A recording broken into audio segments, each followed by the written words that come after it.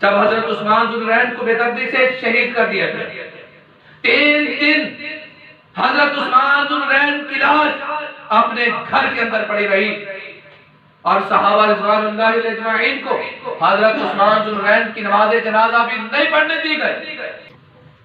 تو اس موقع پر حضرت امیر معاویہ رضی اللہ تعالی عنہ نے اور اسی طرح امی عائشہ رضی اللہ تعالی عنہا نے حضرت علی کرم اللہ وجہہ کے سامنے ایک مطالبہ رکھا۔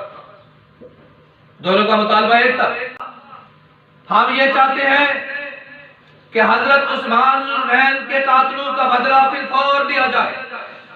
صلح حدیبیہ کے موقع پر جب آپ صلی اللہ علیہ وسلم نے سفیر بنا کر بھیجا تھا تو اس وقت بھی ایک خبر مشہور ہوئی تھی کہ حضرت عثمان ذو النورین کو شہید کر دیا گیا ہے۔ تو اس موقع پر آپ صلی اللہ علیہ وسلم نے کہا تھا کہ میں حضرت عثمان ذو النورین کے قاتلوں کا بدلہ جہاں سے لیے بغیر نہیں جاؤں گا، اور اس موقع پر حضرت ابوبکر صدیق نے بھی کہا تھا میں بھی حضرت عثمان ذو النورین کے قاتلوں کا بدلہ لیے بغیر جہاں سے نہیں جاؤں گا۔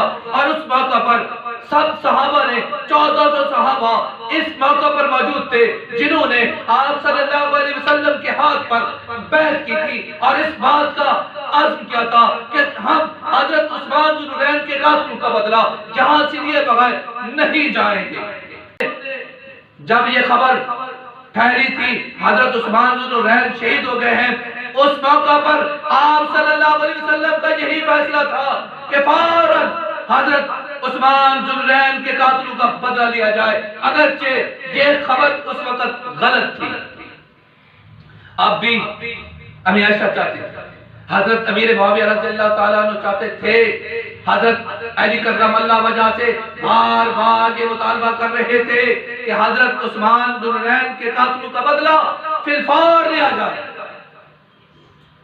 تو اس موقع پر حضرت امیر معاویہ نے حضرت علی کرم اللہ وجہہ کی طرف ایک پیغام بھیجا، اے علی اگر آپ مجبور ہیں حضرت عثمان ذو النورین کے قاتلوں کو ہاتھ نہیں ڈالنا چاہتے تو ہمیں حکم کرے۔ حضرت امیر معاویہ نے کہا کہ میں ان کو پکڑتا ہوں اور میں ان کو منطقی انجام تک پہنچاتا ہوں۔ جب یہ پیغام حضرت علی کرم اللہ وجہہ تک پہنچا تو حضرت علی کرم اللہ وجہہ نے بھی یہی کہا، اے امیر معاویہ میں بھی یہی چاہتا ہوں کہ حضرت عثمان ذو النورین کے قاتلوں کا بدلہ لیا جائے، اور مجھے یہ احساس ہے، مجھے یہ بات چبھ رہی ہے کہ حضرت عثمان ذو النورین کے قتل مدینہ کی سردھرتی پہ اس وقت دندنا رہے ہیں۔ حضرت علی کرم اللہ وجہہ نے کیا کہا، اے امیر معاویہ بات یہ ہے کہ میری حکومت اس وقت تک مستحکم نہیں ہوئی، جب میرا اقتدار پر قبضہ جم جائے گا، جب میری حکومت مضبوط ہو جائے گی، میں آپ سے وعدہ کرتا ہوں سب سے پہلے میں عثمان ذو النورین کے قاتلوں پہ ہاتھ ڈالوں گا، ان کو میں پکڑوں گا اور ان کو میں منطقی انجام تک پہنچاؤں گا۔ لیکن یہ بات حضرت امیر معاویہ نے نہ مانا۔ 2 جنگیں ہوئی، ایک جنگ صفین جو حضرت امیر معاویہ اور حضرت علی کرم اللہ وجہہ کے درمیان ہوئی، اور ایک جنگ امی عائشہ رضی اللہ تعالیٰ عنہ اور اسی طرح حضرت علی کرم اللہ وجہہ کے درمیان لگی۔ اختلاف کی وجہ یہی تھی کہ امی عائشہ اور حضرت امیر معاویہ رضی اللہ تعالیٰ عنہ چاہتے تھے کہ حضرت عثمان ذو النورین کے قاتلوں کا بدلہ فی الفور لیا جائے۔ تو میرے دوستو یاد رکھنا، حضرت علی کرم اللہ وجہہ خلیفہ پر حق تھے، حضرت امیر معاویہ رضی اللہ تعالی مجتہد تھے، امی عائشہ رضی اللہ تعالی عنہ بھی مجتہدہ تھی۔ تو میرے دوستو مجتہد کے بارے میں آپ صلی اللہ علیہ وسلم کا فرمان مبارک یہ ہے، اگر مجتہد کوئی فیصلہ کرتا ہے، کوئی مجتہد اتحاد کر کے کسی مسئلے کے بارے میں کوئی فیصلہ سناتا ہے، اگر اس کا فیصلہ درست ہے، اس کا اگر اتحاد درست ہے، اس کو اس بار 2 اجر ملتے ہیں۔ اگر مجتہد اتحاد کرے، اگر غلطی کر جائے اس غلطی پر بھی مجتہد کو ایک اجر ملتا ہے۔ تو حضرت علی کرم اللہ وجہ سے پوچھا گیا آپ حضرت امیر معاویہ کے بارے میں کیا رائے رکھتے ہیں؟ تو حضرت علی کرم اللہ وجہ نے کہا ربنا واحد، ہمارا رب ایک ہے، نبینا واحد، ہمارا نبی بھی ایک ہے، دیننا واحد، ہمارا دین بھی ایک ہے، کلمتنا واحد، ہمارا کلمہ بھی ایک ہے۔ ہمارا حضرت امیر معاویہ کے دین کے بارے میں کوئی شک نہیں۔ منافقوں نے ہمیں آپس کے اندر لڑا دیا ہے، ہمارے درمیان خلیج پیدا کر دی ہے۔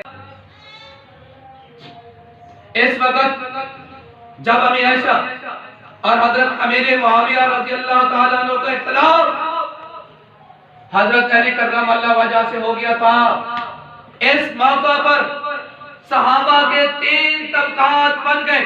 ذرا توجہ کرنا، ایک طبقہ صحابہ کی ایک جماعت امی عائشہ رضی اللہ عنہا اور حضرت امیر معاویہ رضی اللہ تعالی عنہ کے ساتھ تھی۔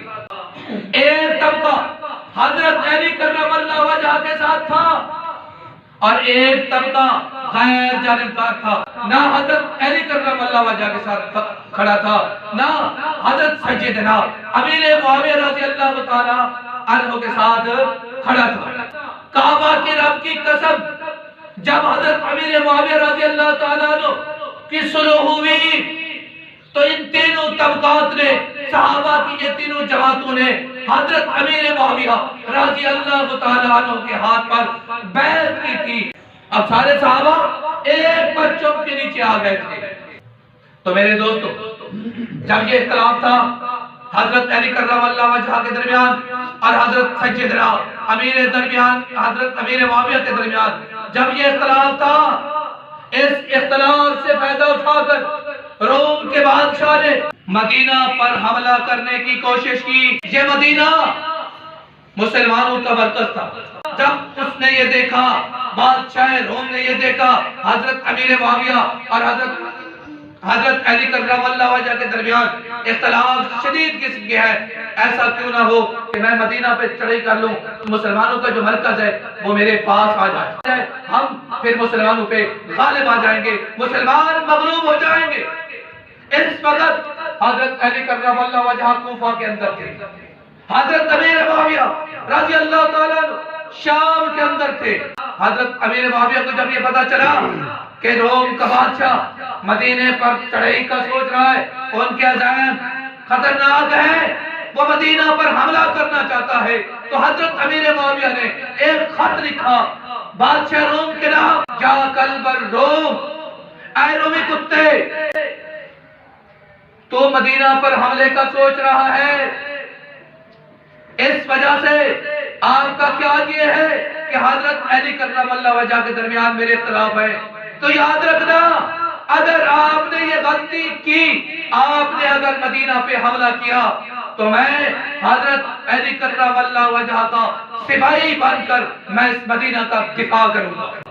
جب یہ خبر، مدینہ پر حملہ کی خبر حضرت علی کرم اللہ وجہ تک پہنچی تو حضرت علی کرم اللہ وجہ نے بھی یہی کہا، یا قلب الروم، اے رومی کتے، اگر آپ نے مدینہ پہ حملہ کیا تو میں حضرت سیدنا امیر معاویہ کا سپاہی بن کے آپ سے لڑوں گا، آپ کا مقابلہ کروں گا۔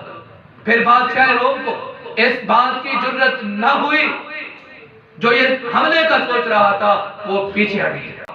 اگر ہم نے حملہ کیا، حضرت سیدنا امیر معاویہ اور حضرت علی کرم اللہ وجہ ایک ہو جائیں گے۔ اگر حضرت امیر معاویہ حضرت علی کرم اللہ وجہ ایک ہو گئے تو پھر ہم ان کو شکست نہیں دے سکتے۔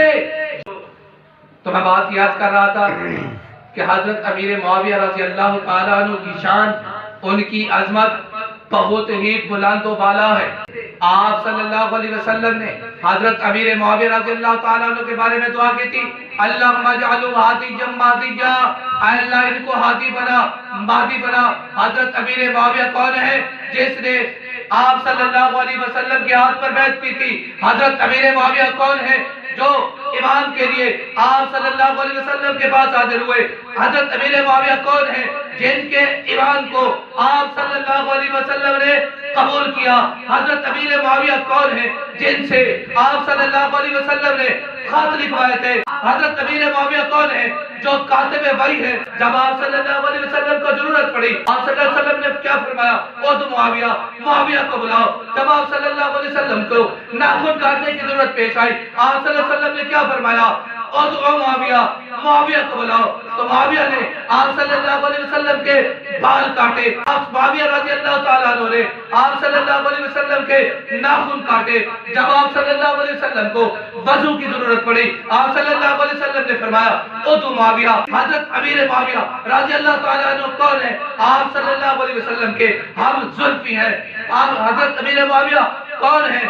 آپ صلی اللہ علیہ وسلم کے سالہ بھی ہیں۔ حضرت امیر معاویہ کون ہے جن کی سکی بھانجی حضرت حسین رضی اللہ تعالیٰ عنہ کے گھر ہے؟ حضرت امیر معاویہ کون ہے جن کی خاندان نبوت کے ساتھ گہرا تعلق ہے؟ حضرت امیر معاویہ کون ہے جن کی اہل بیت کے ساتھ قریبی رشتہ داریاں ہیں؟ حضرت امیر معاویہ کون ہے جس کے باپ ابو سفیان کو آپ صلی اللہ علیہ وسلم نے ان کے ابو سفیان کے گھر کو امان کا گھر قرار دیا تھا؟ جو آدمی ابو سفیان کے گھر کے اندر داخل ہو گیا اس کو امان مل جائے گا، اس سے قتال نہیں کیا جائے گا۔ جو بیت اللہ کے اندر داخل ہو جائے گا اس کو بھی امان مل جائے گا۔ حضرت امیر معاویہ کون ہے؟ حضرت امیر معاویہ جنہوں نے بیڑی بیڑا بنایا تھا۔ امیر معاویہ کون ہے جس نے مسجد کے مینارے بنائے تھے؟ حضرت امیر معاویہ کون ہے جو بحر روم پر چڑھ دوڑا تھا؟ حضرت امیر معاویہ کون ہے جس نے قسطنطنیہ کے بازار فتح کیے تھے؟ حضرت امیر معاویہ کون ہے جس نے روم کو فتح کیا تھا؟